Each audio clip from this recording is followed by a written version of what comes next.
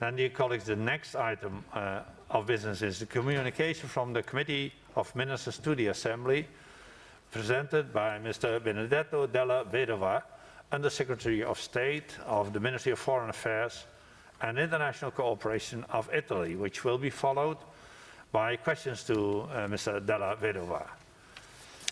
I welcome the Italian Undersecretary of State, Mr. Benedetto Della Vedova, here in our Assembly. And Mr. Della Vedova, great that you are here. Our Parliamentary Assembly is looking forward to continuing the excellent cooperation we have enjoyed already with the Committee of Ministers, also now under your Italian chairmanship. During our Standing Committee in Rome in last November, we had a very productive exchange of cooperation towards the implementation on the priorities of the Italian presidency of the Committee of Ministers. And today's exchange gives us a new chance to continue that dialogue. We are eager to hear from you more about your quite ambitious agenda, and particularly on your stated goals on recommitting to our shared principles and values, fostering cooperation and dialogue, enhancing women's empowerment and the rights of children and adolescents, promoting your policies while fighting discrimination, and thirdly, building a people-centered future, making sure technology and science serve the people's need. Mr. Undersecretary, we are very eager to listen to your statement, and you have promised that you will answer questions afterwards. So, you have the floor. Signor Presidente dell'Assemblea Parlamentare, President of the Parliamentary Assembly, Segretaria Generale, Madam Secretary General, Signore e signori membri del Parlamento, members of the Parliamentary Assembly, ambassadors, ladies and gentlemen, I am delighted to be here face to face and to be able to maintain the traditional channel of dialogue between the presidency of the Committee of Ministers and the Parliamentary Assembly. At the outset, I would like to express my most sincere congratulations and best wishes for successful work to the newly elected President of the Parliamentary Assembly, Mr. Cox, and I would like to confirm that we are only too willing to work together towards our common objectives. At the same time, I would like warmly to thank the outgoing President, Rick Dance, for all the work which he has done. As part of the ongoing institutional dialogue between the Parliamentary Assembly, which we support with conviction, I would like to mention the participation of the Italian Foreign Minister, Mr. Di Maio, at the Standing Committee meeting in Rome last November. Today, I intend to go through the main activities of the Committee of Ministers since the last Parliamentary Assembly, and to review the most important developments in connection with the priorities set out by the Italian presidency. And in this regard, I would like to recall that we have circulated a detailed document. I would like to start by reaffirming our absolute conviction that the Council of Europe is a fundamental part of our collective efforts to counter global challenges. The Council represents Europe's flagship in the protection of human rights and fundamental freedoms. The Council is the expression of a multilateral vocation. Italy fully endorses this. We see the Council indeed as at the forefront of these efforts. Our continent has a consolidated tradition of protecting rights, and its public opinions are mature. We have standard-setting and operative instruments, which mean that we can take up the most demanding challenges, such as the pandemic, without abandoning the fundamental principles of coexistence, upholding human rights and promoting democracy and the rule of law. However, there are backward forces that are not absent, and yet the Council of Europe is a joint project. It was something that has been desired and reaffirmed by its member states. Its principles and values are something that we built together. It is therefore the member states that need to give this body substance, and it's more important than ever to ensure that we make this an area for dialogue and coexistence. The increased tensions in part of the continent demonstrates how important it is to make efforts to maintain peace in the Council of Europe. Peace from the point of view of ensuring that the great achievements of European civilization can be upheld. And this is one of the priorities of the Italian presidency, which is to promote a recommitment to our common values and principles on the basis of topics such as culture, the legal tools at our proposal in our states to deal with the pandemic and protecting social rights and the interreligious dialogue. This area for dialogue, this area for inclusion, nevertheless underlines our common responsibilities when it comes to the application of the court's sentences. It is vital that we stress the effectiveness of the supervision of this implementation of the court's verdicts. The action of the Committee of Ministers, as a body which is responsible for monitoring the implementation of sentences, is crucial in order to ensure the solidity and credibility of the system. And in this context, as presidency of the Committee of Ministers of the Council of Europe, it is my wish that we resolve open cases as quickly as possible, in particular the Kavala and Navalny cases, in keeping with what has been decided by the European Court of Human Rights. In this area of our joint responsibility, the protection of the rights of women and children is particularly important. Italy continues to be convinced that the Istanbul Convention is the most appropriate and modern instrument to counter violence against women and domestic violence. This is why our President intends to encourage member states that have not yet done so to sign and ratify this convention. On the occasion of the International Day for the Elimination of Violence Against Women on the 25th of November, the Italian Minister for Equal Opportunities and Family, Elena Bonetti, made a joint statement with the Secretary General of the Council of Europe to promote the Istanbul Convention further. The Italian presidency gives priority to the topic of women's empowerment, and in particular, the balance between one's private and working life. This is particularly relevant in the context of the current health crisis, and a special event will focus on this in Italy during the presidency. Countering discrimination against LGBTI people will be a particular focus of our presidency. We will be hosting a meeting of the LGBTI network, and we will make every effort to ensure that this important topic is taken up and ever more central in the Council of Europe's work against discrimination. On the rights of children, just yesterday, the Parliamentary Assembly debated this issue, and a number of very important points were made, including a number of indications that we can all share on the future programme of work of the Council of Europe.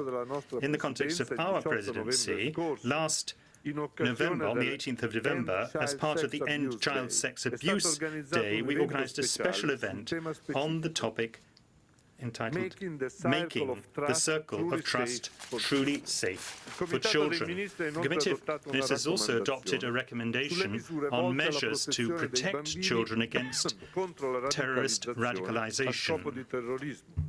The aim here is to tackle problems, the problem of the particular vulnerability of children in the hands of associations and terrorist groups, and in particular via social media. I would also like to underline that the Council's new strategy on children's rights will be launched at a specific high-level event in Rome on the 7th and 8th of April. Countering fake medicines has never been more important than it is today, not just to protect our citizens' health, but also to ensure that we have confidence in countering the pandemic. Hence, the importance of the Council of Europe's Medicrime Convention, which is the only international instrument whose aim is to prevent and counter threats to public health. On the 25th of November last, at the 10th anniversary of the Convention, the Committee of Ministers invited interested member states that have not yet done so to ratify said convention. The Italian presidency's programme provides a specific focus on an effective response in national health systems to the pandemic crisis, and we will have a specific online conference on this topic. Cultural cooperation is also something that will be particularly stressed under the presidency. We will organise a meeting of ministers of culture. The last such meeting took place in 2013 in the Council of Europe. On the 1st of April, the aim is to boost existing instruments and to identify new areas for cooperation in this area. When it comes to sport, last month, the Committee of Ministers adopted a recommendation on the revised European Sport Charter embodying the principle of the right to sport.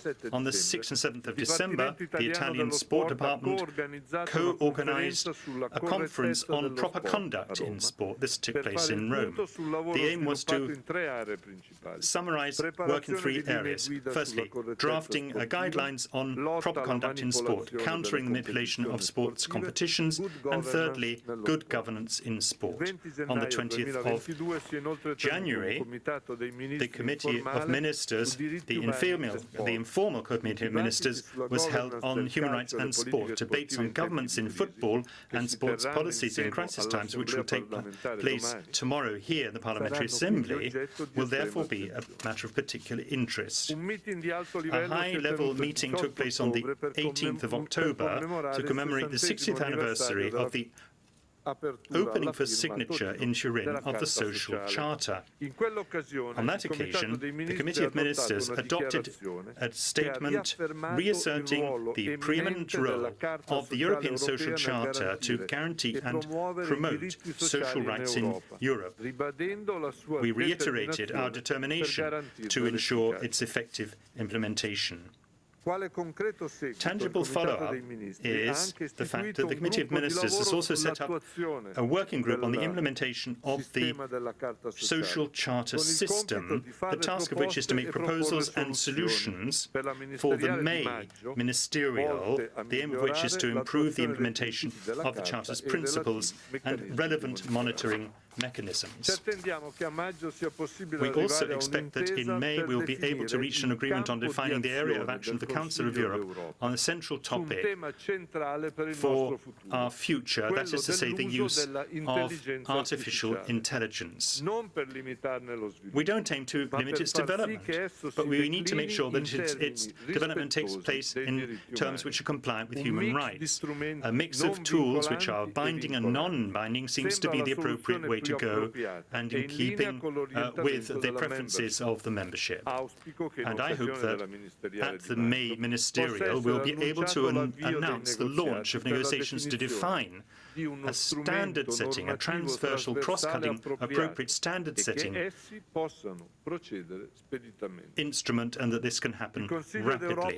The Council of Europe has a regional dimension, but it also has the ability to make an effect worldwide. This is demonstrated by the Budapest Cybercrime Convention. On the 17th of November, the Committee of Ministers adopted a second additional protocol to the Convention, reinforcing cooperation on gathering and spreading of electronic evidence. The opening for signature of the protocol will take place under Italian presidency. As soon as it enters into force, this tool, this instrument, will be a substantial assistance for our national authorities in seeking to counter the complex and ever greater scourge of cybercrime. On the 12th of January, the Committee of Ministers endorsed the Venice Declaration on Restorative Justice in Europe, adopted by the Conference of Ministers of Justice of the Council of Europe, organized mid-December under Italian presidency. Italy wished to particularly stress restorative justice because this is an innovative and complementary dimension, complementary to traditional approaches to penal justice. It is not new for the Council of Europe because the Council of Europe has already dealt with such issues with reference to justice for children. This happened under the Georgian presidency. The conclusions of the Ministers of Justice in Venice last December represent a step forward that the Council of Europe is now called upon to take up. We very much hope that in 2022 progress will be achieved in resolving the conflict in Georgia and that tension and confrontation will be reduced in other geographical areas of the Council of Europe, such as Ukraine and the South Caucasus. As regards the conflict in Georgia, the committee continues to follow developments on the ground closely, thanks to precious information provided by the Secretary-General in her twice-yearly summary reports. Last November, the committee had a vision of and reflected upon the new report submitted by the Secretary-General on upholding human rights in conflict zones, with particular reference to the civilian population and IDPs, displaced people. The principle of respect for the territorial integrity of states and the principle of peaceful resolution of disputes must be a focus for us and remain a focus. In this context, we hope that the Council of Europe, although its institutional tasks do not include security issues, will continue to be a forum for dialogue and exploration of topics. It will continue to be a forum for dialogue and exploration of topics. The Council continues to provide its member states with assistance in support for their efforts to implement its standards at the national level, standards in terms of human rights, democracy and the rule of law. Last December, the Committee of Ministers adopted a new action plan for Bosnia and Herzegovina for the period 2022-2025. The assistance provided for non-member states of the Council of Europe, such as Morocco and Tunisia, is also important. The Council has close relations with them and has concluded and signed partnership agreements up to 2025. The question of reinforced cooperation with other international organizations and the reform of the neighbourhood policy and the contribution made by Council to sustainable development and the international order are as relevant as ever and require our attention. Last November, and this is my conclusion, President, the Committee of Ministers adopted the Programme and Budget 2022-2025 by consensus. This budget was presented from the point of view of the four-year strategic framework for the first time, as agreed at the Hamburg Ministerial last May.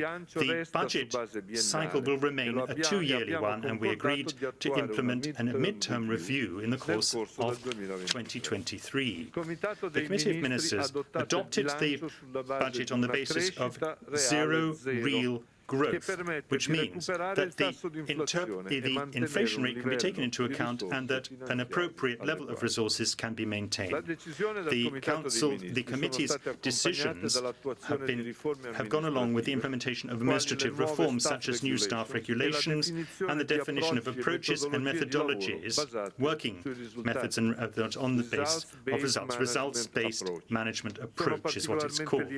I'm particularly delighted at this result, and it was not something that we could have necessarily expected. Adjustments are possible and no doubt welcome in the course of our efforts, but at least the direction is clear. It's important to give the organisation certainty and prospect, and the indications of the Secretary-General on the basis of the strategic framework on which we have taken on put us in a position to look at the future, the material future of the organisation with greater serenity. From this point of view, as with others, we consider it important to continue to work together with the Parliamentary Assembly, taking into account our respective competencies and our specific statutory provisions. We will make every effort, therefore, to ensure the communication between our two bodies is further developed and deepened. We will explore these areas together, just as it will be helpful to seek to exploit every possible synergy.